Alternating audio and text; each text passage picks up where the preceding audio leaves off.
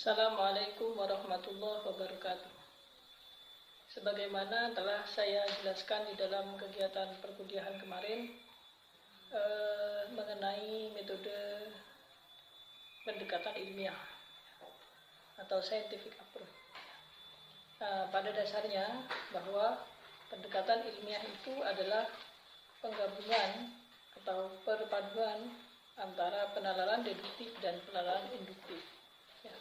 Lalu kemudian pertanyaannya adalah bagaimana keduanya itu digabungkan. Untuk menggabungkan antara penalaran deduktif dan induktif di dalam suatu pendekatan ilmiah, maka diperlukan jembatan yang disebut sebagai hipotesis. Penjelasannya secara umum adalah bahwa kebenaran dari silogisme atau penalaran deduktif itu hanya berlaku sebagai kebenaran sementara, dan itu memerlukan pembuktian secara empiris.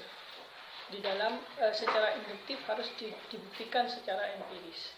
Misalkan saya mengatakan setiap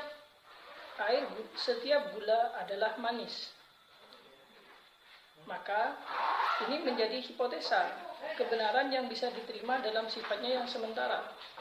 Kemudian ketika saya mencoba mengambil sebuah air yang diberi gula, lalu saya meminumnya dan membuktikan bahwa gula itu manis, maka itu disebut sebagai pembuktian secara empiris. Ya, secara mudahnya bahwa penelitian ilmiah itu adalah sedemikian itu, bahwa di dalam pendekatan ilmiah, pendekatan deduktif itu harus dibuktikan secara empiris. Akan tetapi sebagaimana contoh yang saya berikan tadi, bahwa ketika pernyataan saya bahwa semua gula itu manis dan saya membuktikannya bahwa gula itu benar-benar manis, penelitian ilmiah atau pendekatan ilmiah itu tidak hanya mengharapkan penilaian tentang manis atau tidak, tapi menghendaki sebuah pengukuran.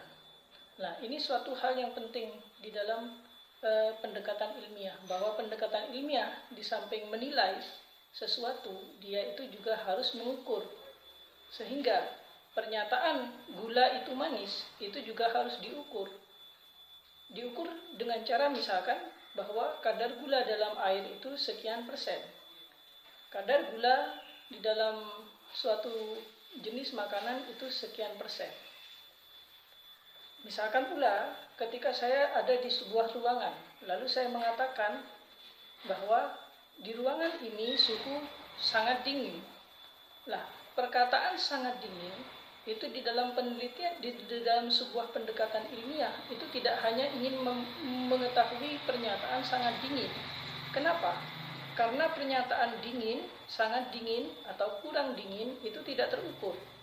Ya, suatu suhu bisa saja terasa dingin bagi seseorang, tapi tidak dingin menurut orang lain. Nah, dari sini maka penelitian ilmiah sebagai suatu kebenaran umum, mencari kebenaran umum, maka dia itu mengharapkan suatu pengukuran.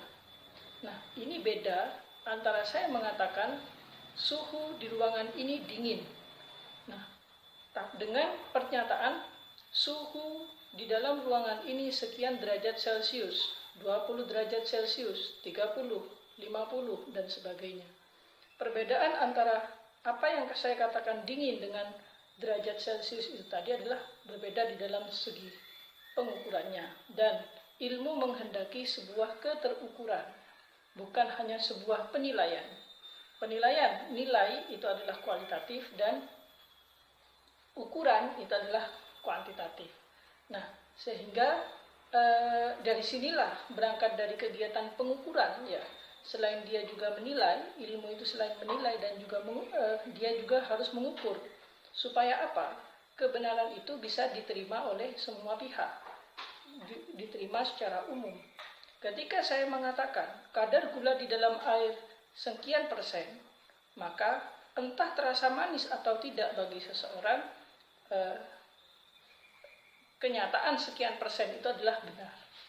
Ketika saya mengatakan bahwa suhu di sini sekian puluh derajat, 50 derajat, entah dia terasa dingin atau panas bagi seseorang, faktanya dia adalah sekian derajat. Itu yang saya maksud sebagai pendekatan ilmiah. Jadi pendekatan ilmiah itu adalah pada dasarnya asumsi-asumsi atau hipotesa-hipotesa yang disusun secara deduktif dibuktikan secara empiris menggunakan prinsip-prinsip induksi. Dan di samping itu, di dalam pembuktiannya itu bahwa penelitian ilmiah menghendaki pengukuran di samping sebuah penilaian. Demikian, semoga bisa dipahami. Wallahul muwaffiq ila aqwamit thoriq. Assalamualaikum warahmatullahi wabarakatuh.